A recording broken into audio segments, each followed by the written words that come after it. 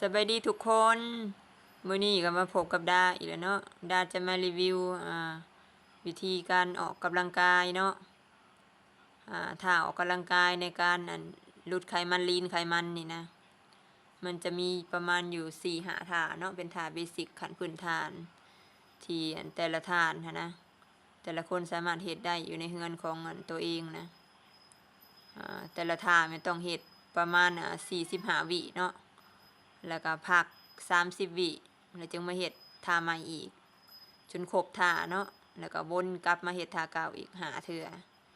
มันจึงจะเป็นการออกกำลังกายอย่างมีประสิทธิภาพเนาะแต่ว่าก่อน